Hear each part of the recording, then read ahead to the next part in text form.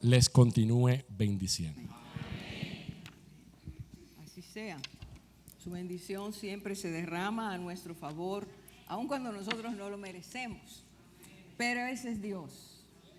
Dios que da, Dios que dispensa y Dios que enriquece conforme a sus riquezas en gloria.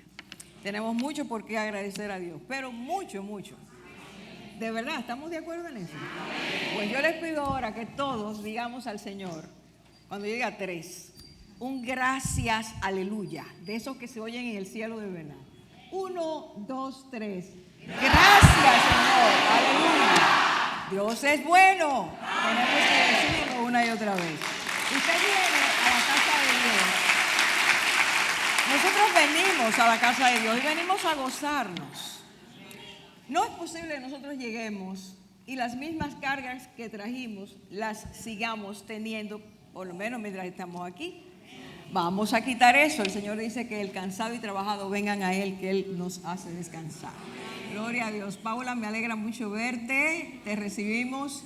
Ella está estudiando en Londres. Oramos por ella cuando se iba y el Señor la ha mantenido firme. Así que gloria a Dios. Te recibimos con mucho gozo. Gloria a Dios. Me han pedido los hermanos Martis, que es una pareja misionera que estuvo aquí una noche, un martes, no sé cuántos estuvieron aquí esa noche, me han pedido que les salude con amor, que estar aquí fue una gran bendición para ellos. Así que gloria a Dios porque vienen y reciben.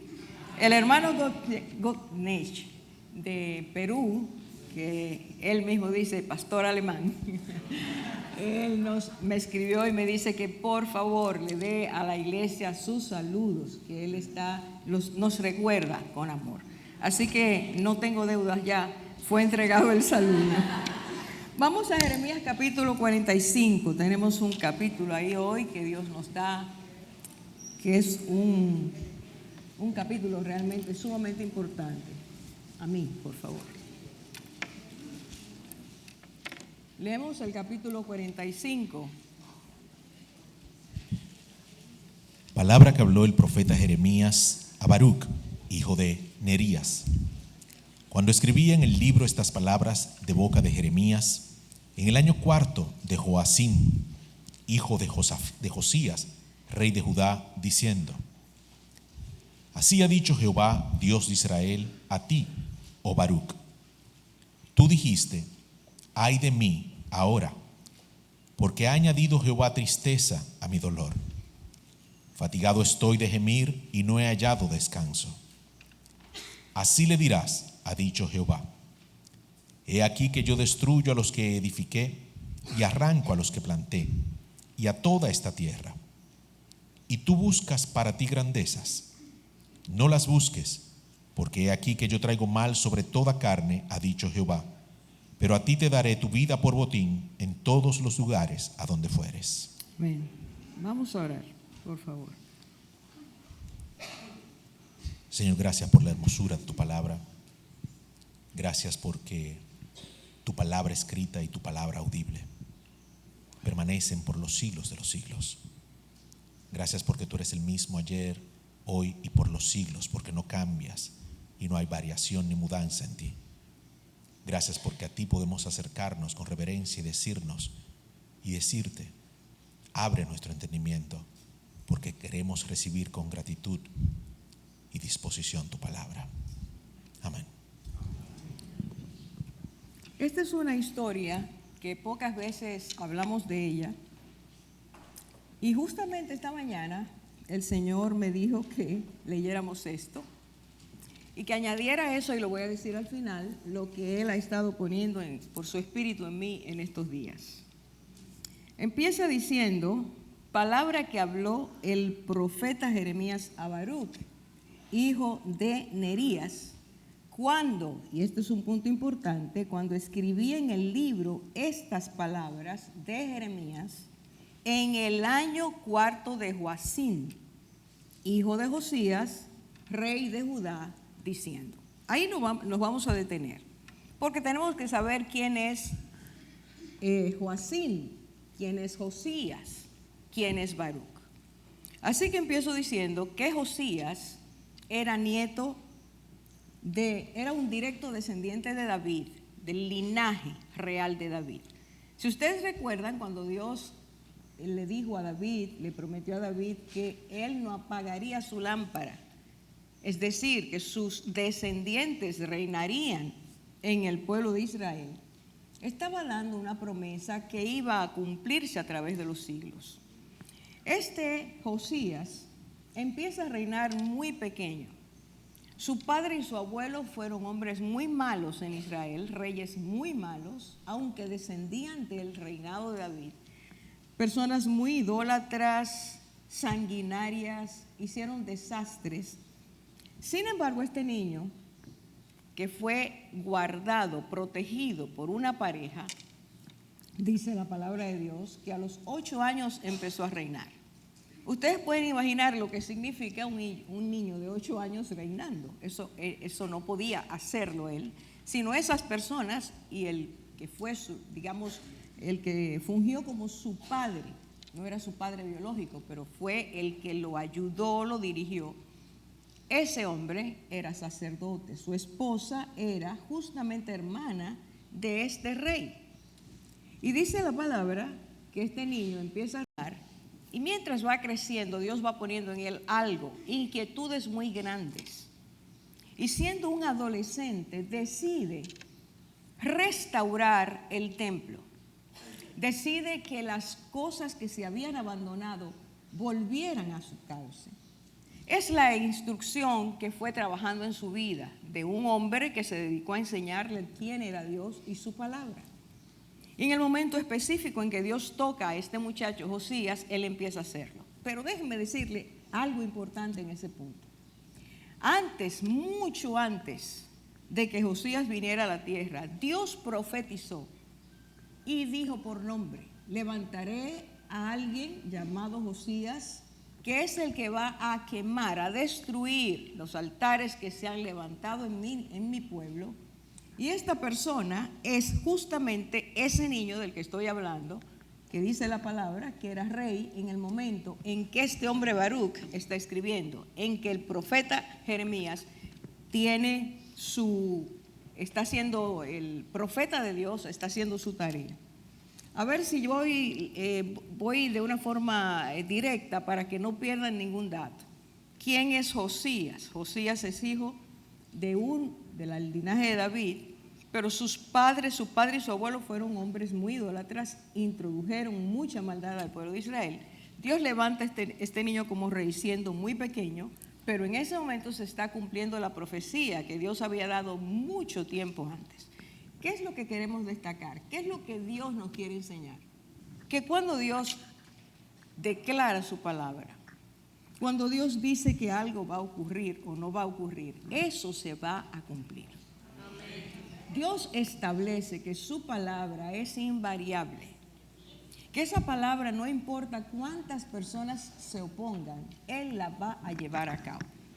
Y esa certeza Dios quiere que la tengamos, que la abriguemos, que la anidemos, quiero decir que la cuidemos, porque nuestra fe batalla continuamente entre lo que Dios dice y lo que nosotros entendemos que debe ser hecho por nosotros. Ante esa ambivalencia, la fe muere, se desgasta, muere. Y no podemos ser personas que vivamos lo que es el poder de Dios, la palabra de Dios, el poder de Dios en nuestras vidas, si nosotros no le creemos al Dios que decimos que creemos en Él. Hay una contradicción y esa contradicción va a traer problemas serios a nosotros. Habiendo dicho eso, quiero que volvamos a este versículo primero. Porque este muchacho Josías empieza a hacer cosas muy especiales, a cumplir exactamente lo que Dios había dicho cuando profetizó de él, cuando él ni siquiera pensaba nacer. Y dice aquí que él limpió el templo, derrumbó los altares, llamó a los sacerdotes que habían olvidado su tarea, de nuevo les ordena que tomen su lugar y sigue haciendo cosas que van a dar lugar. Y esto usted lo puede leer en la palabra de Dios, tanto en Reyes como en Crónicas y aquí mismo en Jeremías, que ese reinado de ese muchacho fue una bendición para el pueblo de Israel. Todo lo que estaba en desorden empezó a ponerse en orden por la voluntad de una persona que quiso hacer lo que Dios quería que se hiciera. Cualquiera de nosotros a través del tiempo, y lo podemos ver en la historia, tanto secular como en la historia bíblica, las personas que Dios ha llamado a hacer algo y han hecho lo que Dios quiere, son personas usadas por Dios de acuerdo al propósito de Dios para sus vidas. No son inútiles en el mundo. Son personas que Dios usa, derrama sobre ellos o sobre ellas el poder, la autoridad, la gracia para que puedan bendecir a su generación. Y eso es lo que la Biblia nos habla de esa generación que se levanta, que Dios levanta de tiempo en tiempo, como fue Josías, para traer bendición a su nación. Y vamos a seguir viendo, y al final voy a hablar un poquito de esto. Mis hermanos, de él se dice: e hizo lo recto ante los ojos de Jehová y anduvo en todo el camino de su padre David sin apartarse a derecha ni a izquierda. Ese es el legado que este hombre trae. Eso es lo que sus hijos ven. Sin embargo, uno de ellos, que se llamó Joacim, realmente le cambió el rey de Egipto el nombre y le puso Joacim. Viendo el ejemplo de su padre, este muchacho llegó a ser uno de los peores reyes de Israel. Y es de este rey que está hablando aquí en el primer capítulo, en el 4º año de su reinado de Joacim. Estas son los dos puntos que quiero que nosotros hilemos en este momento. Hay un rey malo que ha visto el ejemplo perfecto de su padre, pero este rey malo decide hacer la voluntad de Dios. Este hombre llega a quemar el libro, el rollo de las profecías que Dios le había dicho: escribe, le dijo a Jeremías, y envíasela para que él sepa lo que viene. Y aún así este hombre lo que hizo fue que tomó fuego de allí, de su fogata, y entró allí el libro de la ley. Lo destruyó porque para él no importaba lo que Dios dijera. A veces, aún recibiendo buenos ejemplos, vamos a tomar caminos contrarios, porque recuerde que Dios no nos quita la voluntad. Esa es tu responsabilidad y mi responsabilidad, nuestra responsabilidad ante Dios. ¿Cómo estamos usando nuestra voluntad? Si a favor de lo que Dios quiere o en contra de lo que Dios quiere. Este es el contexto del que está hablándonos el versículo 1. Y dice, Baruc escribía en el libro estas palabras de la boca de Jeremías. Jeremías está recibiendo de Dios porque es profeta de Dios, está oyendo lo que Dios le está diciendo. Y Baruc es el escriba. Está recibiendo un dictado. Dios le dice a Jeremías, Jeremías le dice a Baruc, Baruc escribe lo que está recibiendo. Eso quiere decir, y tenemos que parar un poquito en la historia, los escribas eran personas pero muy bien recibidas, porque poca gente sabía escribir. Los escribas se dedicaban justamente a eso, a escribirles a los que no sabían escribir. Y Jeremías tiene a Baruc como su escriba. Y es necesario que nosotros entendamos qué significa eso. ¿Qué significaba ser un escriba de un profeta? No era cualquier cosa. Y les voy a dar 3 cualidades. Número 1, el profeta debía tener un escribiente, si es que quería que fuera, como en el caso de Jeremías, debía tener un escribiente que amara, temiera y obedeciera a Dios. Amara, tuviera temor reverente ante Dios y quisiera obedecer. ¿Por qué? Porque este hombre está recibiendo lo que Dios le está diciendo al profeta y él debe hacerlo de una forma que entienda que el que está hablando es Dios y hay que respetar lo que Dios dice. Lo que oía era palabra de Dios. Por lo tanto, este hombre sabía que Dios hablaba. Y sabía que Dios hablaba y enviaba mensajes específicos para que las personas pudieran acercarse a su voz y al acercarse a la voz de Dios, hacer la voluntad de Dios. Este hombre sabía que seguir a Dios, obedecer a Dios era bendición y no maldición. Era riqueza, no pobreza. Era tener un privilegio, el escuchar lo que Dios decía. Así que no menospreciaba el escriba la palabra de Dios. En segundo lugar, si amaba, temía y obedecía a Dios, era una persona que debía ser fiel, tener un carácter fiel, porque esa palabra no le podía él añadir ni quitar nada. Tenía que escribirla tal y como la recibía. No podía decir, mira, pero le voy a quitar ese pedacito porque eso no le va a gustar a la gente. Eso no cae bien en este tiempo. No, simplemente escribía lo que oía. Ahí no entraba a su criterio, sino solo que Dios estaba hablando y era necesario hacerle caso. Segunda característica del escriba, debía ser una persona diligente, responsable y comprometida, porque cuando el profeta sabía que Dios iba a hablar o le decía escribe, esta persona estaba allí para colaborar, para que esa palabra de Dios llegara a las personas que debían escucharlas y escribirlas, repito, con toda exactitud. Mucha gente dice, gente incrédula y a veces algunos cristianos, ¿y cómo yo puedo creer que eso lo dijo Dios? Eso se lo inventó el profeta, eso lo escribió el profeta. No, los profetas eran personas que Dios elegía y los enseñaba y capacitaba para que al oír a Dios solo repitieran lo que Dios quería, no estaban para hablar de ellos mismos. A esos que hablaban por sí mismos, Dios les llama profetas falsos. Y esos profetas falsos, Dios se encargó a través de la historia de Israel de desenmascararlos. No queda palabra de profeta falso en lo que es las escrituras de Dios. ¿Y cuál es el testimonio que era de Dios? Porque lo que Él dice se cumple. Punto. El incrédulo trabaja y se ríe y se burla de lo que Dios dice porque no conoce lo que Dios dice.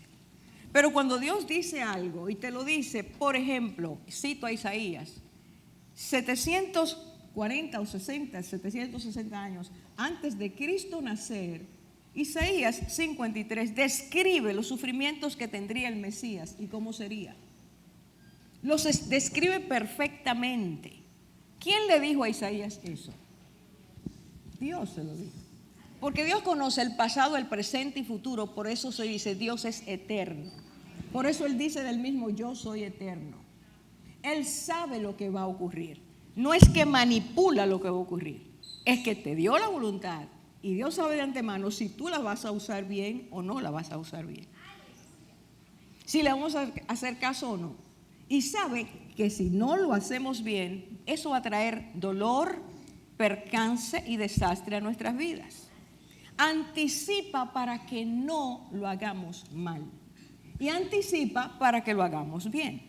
Pero la voluntad va a decidir a qué lado de la balanza yo voy a poner mi voluntad. Y eso significa somos responsables delante de Dios siempre. En este momento, el segundo elemento que Baruch como escriba debía tener es que él necesitaba aprender, y así lo hizo, transmitir y obedecer lo que Dios decía. Y cuando Jeremías le decía, como lo dijo algunas veces, ve y dile, ve y lee en el templo esto que Dios ha dicho, él era que iba y lo hacía.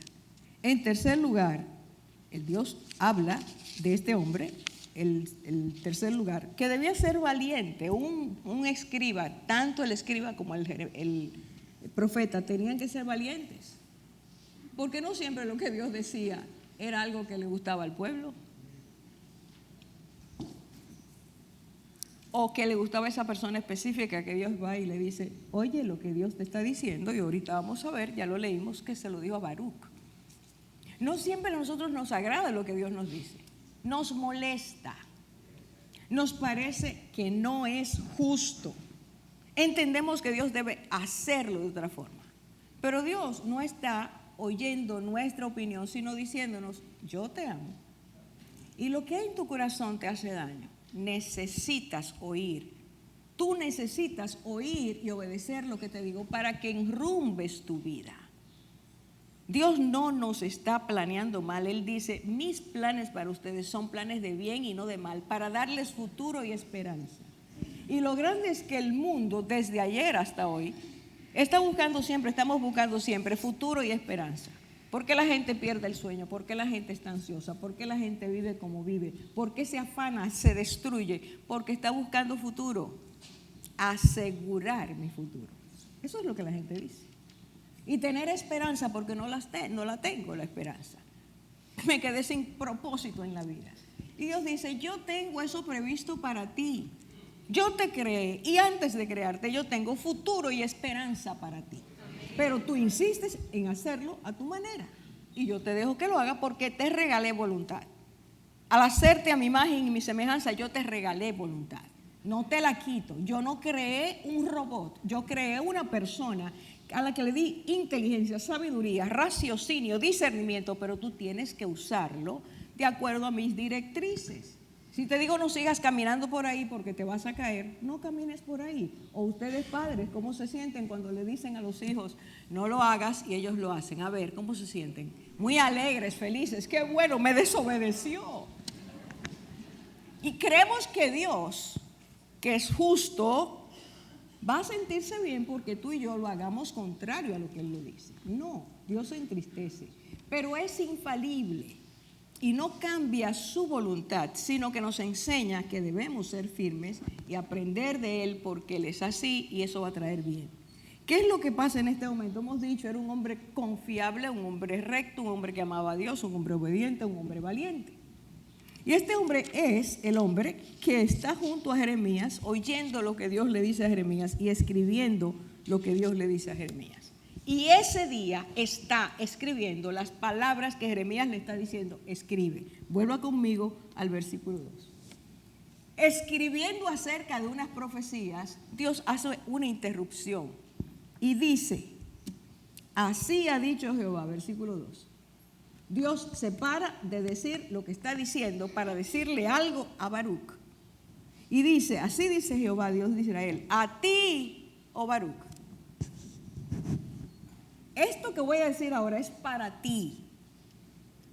Y yo no sé si tú tienes la experiencia en el día de hoy de saber, de haber vivido que Dios te dice, a ti te estoy diciendo esto. Yo la he tenido. Yo he tenido esa bendición de oír que Dios dice, Orfa, esto es para ti. Y esto no es para privilegiados, esto es para todo el que está acercándose a Dios y quiere que Dios le hable. De corazón, no para oír lo que yo quiero oír, sino lo que Dios me quiere decir, a fin de que corrija mis caminos. Y entonces Dios te habla. ¿Y qué pasa con este hombre? Dice allí que el Señor le dice, a ti Baruc, escucha. Atención, versículo 3. Aquí empieza el bisturí. Tú dijiste. Dios le está diciendo a Baruc, tú dijiste. Y si Dios dice, tú dijiste, es porque él oyó lo que Baruc estaba diciendo. Pero ocurre que en este punto, en esta historia, Baruc no habló en voz alta. Era un monólogo que tenía. Estaba hablando con él mismo. Y cuando hablamos con nosotros mismos, el único que escucha es Dios. Y Dios dice, yo conozco tu corazón, yo lo escudriño. Yo sé lo que tú piensas, yo conozco tu mente. ¿Quién se puede esconder de Dios? Pero a veces somos tan altivos que creemos que podemos escondernos de Dios y que Dios no oye eso. Para Dios no hay secretos.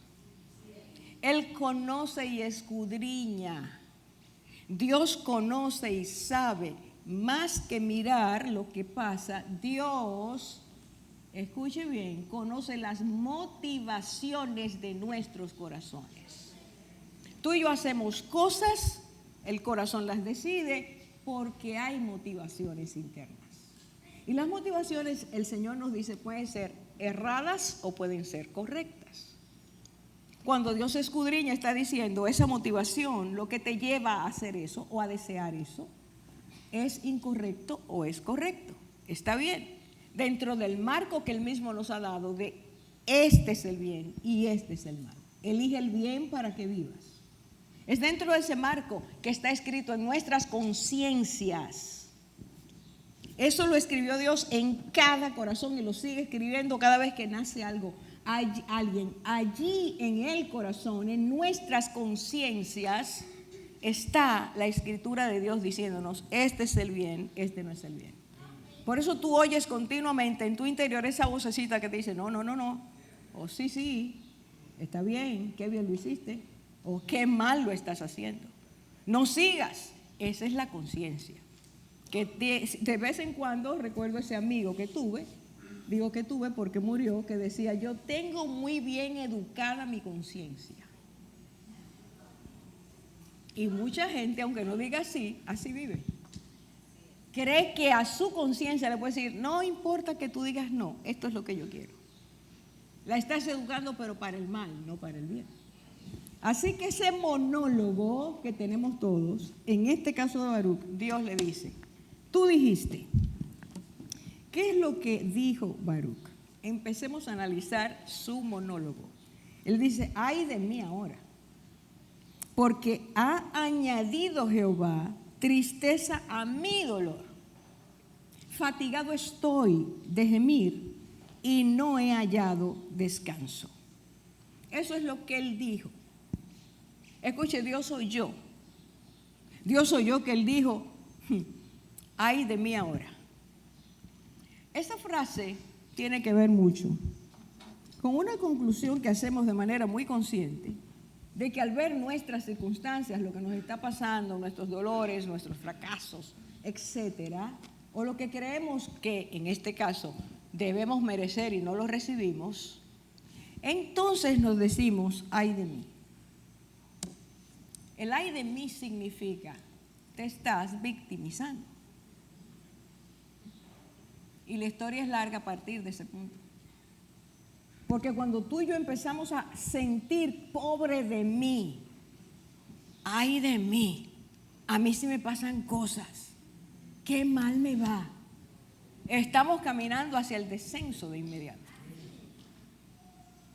Cuando Pedro oyó al Señor decir, miren, esto es lo que a mí me va a pasar.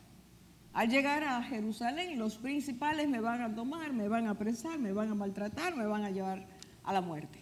Pedro dijo, ven acá, Señor, ven, quiero hablar contigo. Lo dice, lo lleva aparte y le dice, ten compasión de ti mismo. ¿Cómo tú dices eso? ¿Qué fue lo que Cristo respondió? Gracias, Pedro, qué bueno que tú me cuidas. Tú eres el único que me cuidas y entiende lo mal que a mí me va. No, vamos a decirlo bien. ¿Cómo fue que Cristo dijo? Ustedes lo dijeron, díganlo. Apártate de mí, Satanás. ¿Qué Cristo dijo? Tú estás siendo usado por el diablo en este momento. Tus palabras no son tuyas. El enemigo lanzó esa idea y tú la captaste y entiendes en tu razonamiento que yo me estoy haciendo un daño, que yo no debo permitir eso. Cristo no vino sin saber a qué venía. Él entregó su vida porque quería. Y al decirle a Pedro, no hables así, está enseñándonos, no hagas de ti esta práctica de tomarte a ti mismo pena. Cuando tú sabes cuál es el propósito de Dios para tu vida, tú vas a aceptar el propósito de Dios y no lo vas a ver como una tragedia, lo vas a ver como un balance, un puente para seguir adelante en lo que Dios quiere. Dios no nos llama a ser víctimas. Él vino a sufrir nuestro pecado para darnos libertad y bendición. Tú y yo como cristianos tenemos que ver la bendición de seguir a Cristo, de creerle a Dios y no vivir con esa pena y esa tristeza y ese agobio que tenía Baruc en ese momento. Y Dios, que está mirando a Baruc y está viendo su descenso espiritual, le está diciendo, oye bien, yo he oído lo que tú dices. Y dices, porque esto que me pasa es que Dios ha añadido tristeza a mi dolor. Yo estaba triste, pero ahora yo estoy deprimido. Dios no ha hecho nada. Está mirando mi problema y no hace nada, no se mueve a moverlo, al contrario, me añade. ¿Añade Dios tristeza intencionalmente a tu vida? La pregunta es, ¿por qué Baruc se sentía una persona en ese momento tan triste. ¿Qué le pasaba? El Señor solo está diciendo lo que Él está diciendo. Ahora vamos a ver qué estaba pasando con Baruc. Y el Señor le añade, tú has dicho, fatigado estoy de gemir.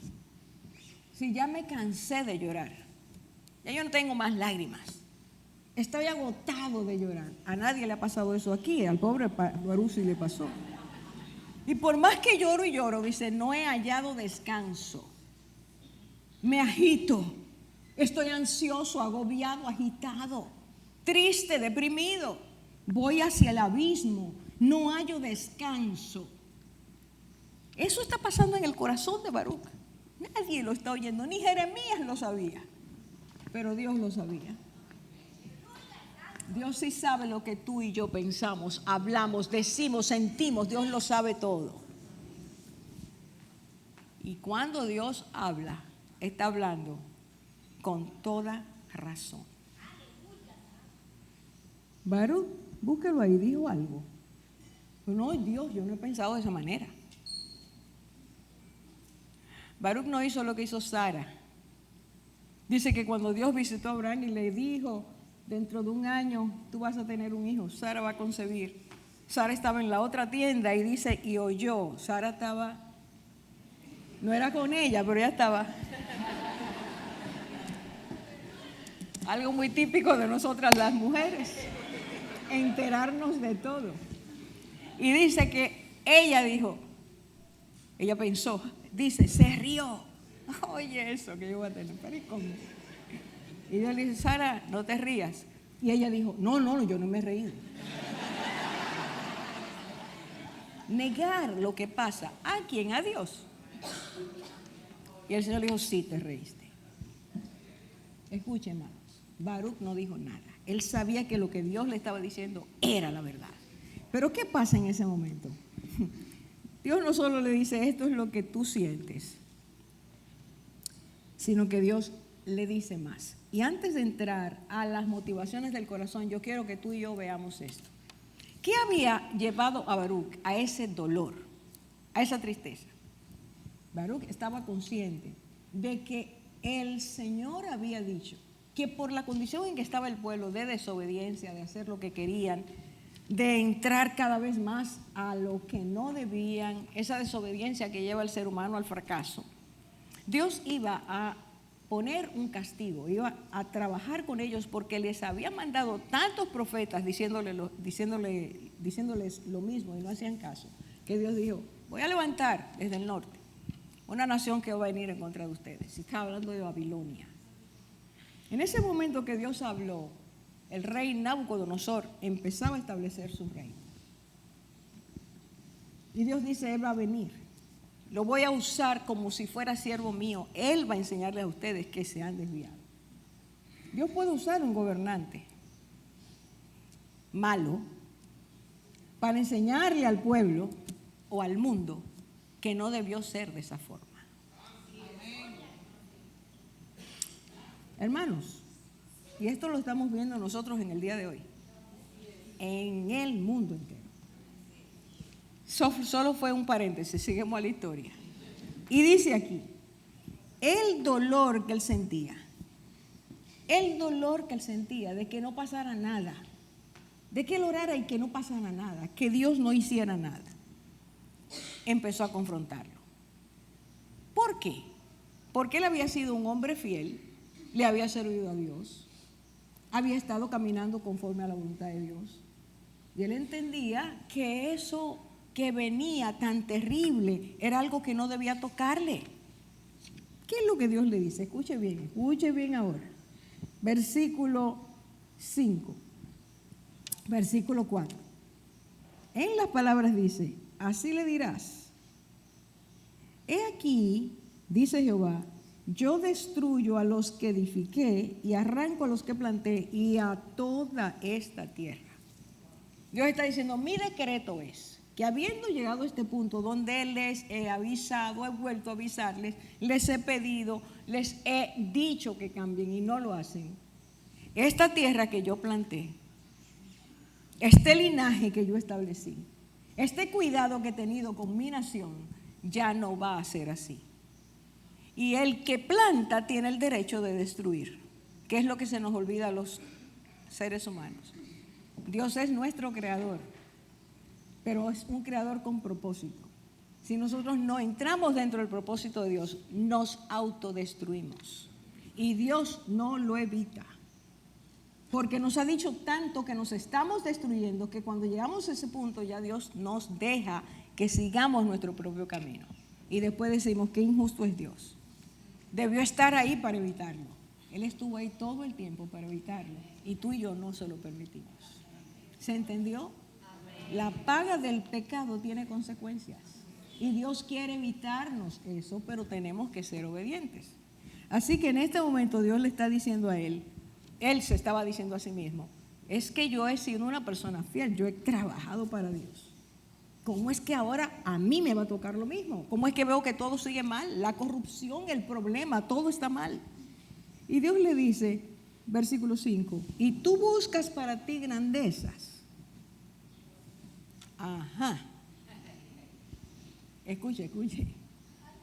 En medio de lo que Dios está diciendo, estás declarando esto, he oído tu pensamiento. De repente Dios le dice, y tú estás buscando para ti grandezas. En medio de esta crisis, tú estás pensando en ti. Pero es más, le dice Dios, tú has trabajado para mí, pero con motivaciones erradas. Un siervo no está esperando grandezas cuando le sirve a Dios. El verdadero siervo no sirve a Dios para que, es decir, no trabaja en lo que Dios quiere que trabaje de acuerdo a su llamamiento, para que Dios le dé. El siervo lo que quiere es que Dios sea engrandecido y reconocido. Entiende que es un privilegio trabajar para el Rey de Reyes y Señor de Señores. Entiende que es una gracia y un privilegio. No tiene en su corazón el deseo de que Dios me establezca y me haga porque yo soy fiel. Que me trate de esta manera porque yo lo merezco. Cuando el corazón toma por ese lado, se ha corrompido. El siervo ha dejado de ser el siervo de Dios. O el siervo que dice, he trabajado mucho, voy a coger unas vacacioncitas, que otro haga ahora. Jejeje. El siervo tiene que saber que es un llamamiento santo, celestial, y que su recompensa está en el cielo. No es en esta tierra. Si Dios quiere dar algo en esta tierra, lo da porque Él tiene un plan de bien y no de mal, pero no como consecuencia de que porque te trabajo tú tienes que darme. ¿Se entendió? Usted y yo tenemos la vida por gracia. Usted está respirando hoy porque Dios quiere que usted respire. Cuando Dios dice hasta aquí, no hay médico que pueda hacerlo, aunque lo desee, no puede, porque la vida viene de Dios y la vida es un regalo de Dios. El cómo la usamos es lo que Dios quiere. Y este hombre que está sirviendo a Dios, que ha sido fiel a Dios y que ha sido valiente, este hombre está diciendo hace rato, pero qué barbaridad. Yo estoy deprimido, ¿cómo es esto? Dios no va a cambiar las cosas. Y Dios le dice, pero tú estás buscando riqueza, grandezas. ¿Y qué es grandeza en términos humanos? Hermano, grandeza quiere decir, yo quiero que me reconozcan. Estoy buscando fama. Estoy buscando que el otro se dé cuenta de quién soy. ¿O no es Dios que le dijo a Salomón, lo que la gente busca es riqueza, la vida de sus enemigos y grandeza y fama? Fue Dios que lo dijo. Dios nos retrató, Dios retrató nuestro corazón. Y Dios que está oyendo a Baruch le dice, mi hijo, mira, tú estás buscando riquezas, grandezas. Tu corazón y la motivación de tu corazón son falsas. En medio de una crisis provocada por el pecado humano, y tú eres testigo porque has oído mis palabras y eres testigo de cómo he estado diciendo, vuelvan a mí, dejen ese camino. Hermanos, una de las cosas, pues solo para poner un ejemplito, el templo de Dios fue lleno de altares de prostitución. Trate de imaginarlo. Prostitutas de Astoré trabajaban en el templo. ¿Se había el pueblo degradado o estaba bonito y puro? Y Dios mandó y mandó y mandó profetas, dejen eso, quiten eso, derrumben eso, y volvían y lo hacían. Entonces un día Dios dice, bueno, tengo que poner unos límites. Y ese es el momento. Dios levanta a Baruc y a Jeremías en un momento de crisis nacional, crisis espiritual, crisis política, crisis social. Y cuando el pueblo no hizo caso, Dios dijo, hasta ahora es. Y este siervo mío está pensando en grandezas en medio de esta crisis. ¿Cómo es posible, Baruc, que tú estés pensando en eso? Y Dios le dijo, escucha ahora el consejo de Dios que es para nosotros. No las busques. Este no es tiempo de eso. No busques eso. No las busques. Porque aquí que traigo mal sobre toda carne. Eso quiere decir, no eres tú nada más que vas a sufrir, es toda la tierra. Pero a ti te daré, dice el Señor, pero a ti te daré tu vida por botín en todos los lugares donde fueres. ¿Y qué quiere decir botín? Lo que tú recibes después de una guerra, lo que te tocó por haber sido parte de los que lucharon a favor o en contra de. Tu botín, dice Dios, es tu vida. El que yo te guarde en medio de esta crisis es tu botín, es tu riqueza. Este no es tiempo para querer casas, cosas. Es tiempo de decir, Señor, guarda mi vida. Y guárdame haciendo lo que tú quieres. Permíteme ser el siervo o la sierva que tú quieres. Que no esté buscando yo lo que no debo buscar, cuando en este tiempo lo que importa es que tú preserves la vida. Eso es lo que Dios le respondió a Baruc. Hay un decreto. Y dijo el Señor, y lo explica claramente en Mateo 24. Los últimos tiempos serán tiempos difíciles, aún para mis siervos. ¿Qué es lo que el Espíritu Santo ha puesto en mí hace 2 semanas? Que muchos de los hijos de Dios en el día de hoy somos como Baruc. Hemos o estamos sufriendo de su enfermedad. Y estamos diciendo, Señor, pero mira, todo el tiempo te sirvo, he sido fiel, voy siempre a las reuniones, trabajo con mi servicio, no he abandonado eso, pero no me va bien. Y yo veo a los impíos que bien le va. ¿Y dónde que estás tú? ¿Y cuál es tu problema conmigo? Si lo único que yo he hecho es servirte. ¿Dónde está tu justicia? ¿Dónde está tu bondad? Y el Señor está diciendo, los últimos días serán días de ansiedad, días de angustia, días de opresión. Tú estás ahí porque yo quiero que en este tiempo tú estés, para que tú seas luz, para que tú enseñes a otros que a pesar de todas las carencias, si las hay, si te permito que las vivas, tú estás bajo mi cuidado y bajo mi protección. En este momento lo importante es que tú vivas. Todos los que estamos aquí, todos, nos guardó el Señor de que aún dándonos la malicia que hubo, nosotros estamos aquí. ¿O a ti se te olvidó? ¿Se te olvidó? Es Dios que nos da nuestra vida, esta vida que Él nos regala, por botín. En medio de este descalabro mundial, Dios sigue diciendo, tú estás bajo la sombra del Omnipotente. En medio de estas crisis, yo soy tu guardador. En medio de esta situación, tú eres mi siervo, para que declares al mundo mi bondad, mi misericordia, mi favor, mi amor. A través de ti, di a otros que hoy no tienen esperanza, que tienen en mí esperanza. A otros que sufren porque no tienen amor, diles que yo te amo para que ellos puedan saber que el amor es para ellos también. Este no es tiempo de llorar porque no tengo, de gemir porque me falta, de sentirme angustiado o angustiada porque Dios no me da. Este es el tiempo de darle gracias a Dios por todo lo que te llega cada día. No porque eso lo hice yo, porque yo. Mi hermanito, usted no es nada si Dios le quita la vida. Y aún teniéndola, si no tenemos el enfoque que Dios quiere, tenemos todo y no tenemos nada. No estés trabajando para tu fama, para tu gloria. No sigas buscando grandezas, como dice Dios. Busca al grande y sublime, al alto y sublime, y el alto y sublime te va a dar de Él su gracia, su misericordia, su consolación. ¿Sabe cuáles son los bienes en este mundo, en esta hora? Paz, gozo, certeza, esperanza. Esos son los bienes de ahora, porque el mundo entero está sufriendo. Y según los cálculos que ellos mismos dicen,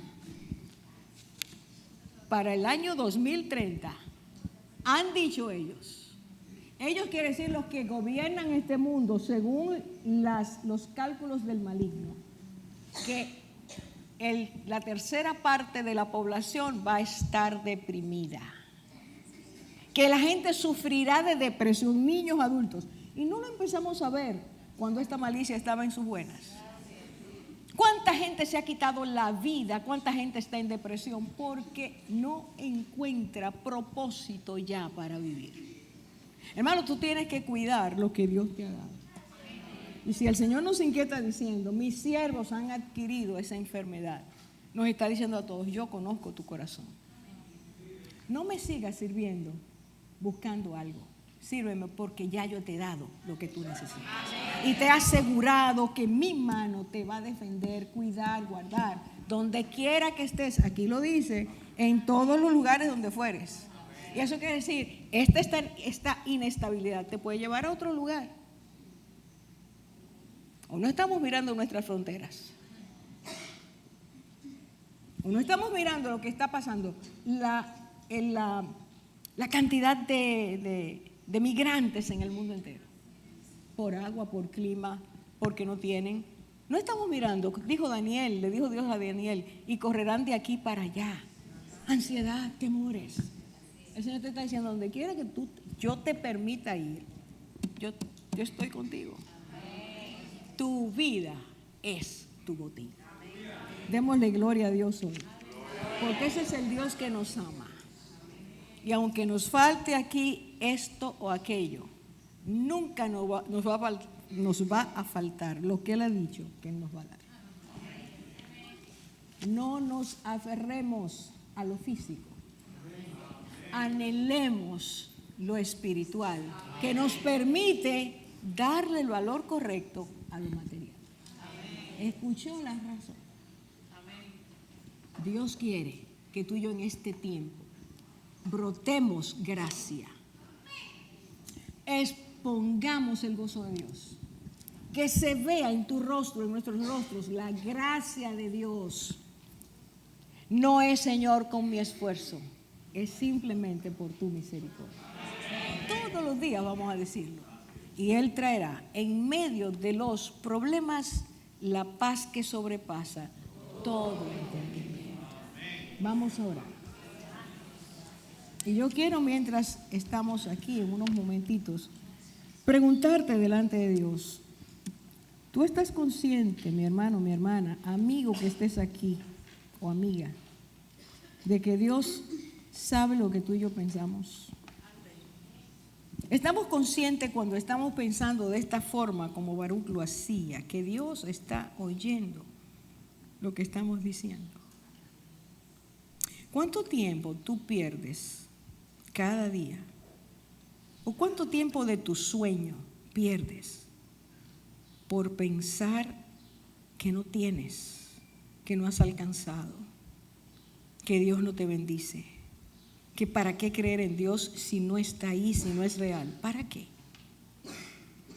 El Señor sigue mirándonos con misericordia y nos está diciendo este día, en esta hora, Baruch es un ejemplo que dejé en mi palabra para que mis hijos, mis siervos, en momentos difíciles sepan que yo sigo siendo Dios, que los amo, que tengo planes de bien y no de mal para sus vidas, pero que soy Dios soberano. Y cuando entiendo que debo destruir lo que el hombre insiste en dañar, cuando ya han corrompido las bases de su ética, su moral, cuando se han abandonado mi presencia, cuando me aborrecen, tengo que enseñarles que son hombres creados por mí, que no son Dios. Esta es una enseñanza para ti y para mí hoy. Y aunque la tempestad venga o arrecien sus vientos, económica, física, emocional, mentalmente, Dios sigue diciendo: yo soy Dios, Dios eterno, y tu vida está en mis manos, y tus tiempos están en mi voluntad. Vamos a pedirle al Señor. Yo te pido que en este momento, si así lo quieres, le pidas al Señor que te libre del espíritu de Baruc, que nos libre de buscar grandezas al servirle, que nos dé un espíritu humilde y un espíritu agradecido, porque por su gracia Él nos ha llamado a servirle. Y hoy es nuestra oportunidad. Allá afuera está mucha gente necesitando escuchar quién es Dios. Si tú y yo lo conocemos, Dios nos está diciendo hoy: muéstrales, diles con tu vida que yo soy Dios de amor, de misericordia, compasión, Dios proveedor, Dios sanador, Dios libertador, pero Dios justo también. ¿Quieres tú pedirle al Señor ahí donde estás que Él te enseñe a apreciar quién eres, lo que Él ha hecho contigo hasta el día de hoy? ¿Quieres decírselo al Señor? ¿Quieres recordarte a ti mismo, a ti misma, que es necesario decirle a Dios de tiempo en tiempo: Señor, si hoy respiro, si hoy me muevo, si hoy pienso, si hoy trabajo, si hoy creo algo, es porque tú lo has permitido? Y vamos a dejar a los pies del Señor ese espíritu de queja, de inconformidad, de victimización. Vamos a decirle al Señor: Señor, la causa de mi tristeza es que no te he creído como debo creerte. Enséñame a ser agradecido, agradecida. Díselo al Señor. Enséñame a ser agradecido. Enséñame a tener contentamiento. Enséñame a ver que mi vida tiene propósito y que tú quieres usarla para tu gloria. Señor, te pedimos que tomes nuestra oración si ha salido del corazón y nos libres de olvidarnos que eres soberano, Rey eterno, perfecto en tus caminos. Señor, que hoy te demos gracias, que tengamos un corazón agradecido y contemos tus bondades, como David decía, para que otros sepan que tú eres bueno y para siempre es tu misericordia. Perdona nuestras quejas, lamentos, inconformidades. Perdona, Señor, nuestra manera equivocada de servirte y haznos puros y rectos delante de ti. A todo el que está aquí hoy lo has invitado, que nosotros querramos aceptar la invitación de tenerte en nuestros corazones. Si aquí hay alguna persona que todavía no conoce a Cristo, dile sencillamente: Señor, yo quiero conocerte. Yo quiero recibir tu amor a través de Jesucristo. Su sacrificio es la muestra más grande de amor. Toma mi vida, cámbiala. Enséñame cuál es el propósito de mi vida en esta tierra. Gracias, Señor, por tu amor y tu misericordia.